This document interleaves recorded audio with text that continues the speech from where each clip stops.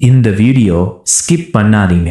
ஏன்னா இது ஒரு கொலை கதை இல்லை, இது ஒரு சமூகத்தின் தோல்வி. நூற்றுக்கணக்கான மக்கள் இருந்த இடத்தில் ஒரு பெண் உதவி கேட்க முடியாமலே இறந்தாள். கேள்வி: கொலை செய்தவன் ஒருத்தனா?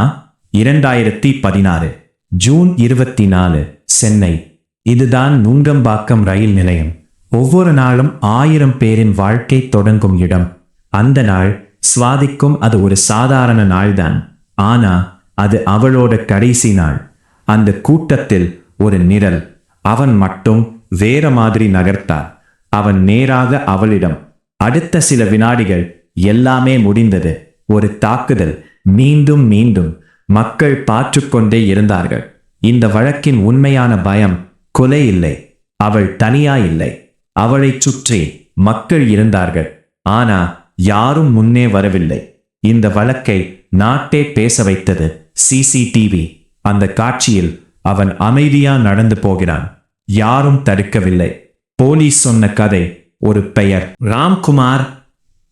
ஒருதலை பட்சமான காதல் மறுப்பு.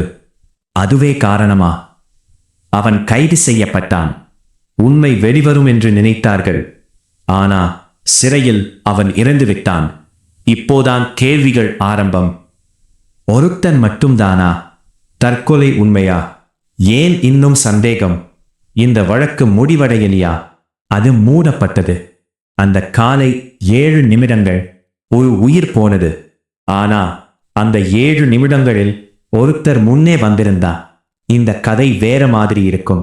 இது மாதிரி உண்மைகளை டீகோட் பண்ணி தெரிஞ்சுக்கணும்னா சப்ஸ்கிரைப் பண்ணுங்க.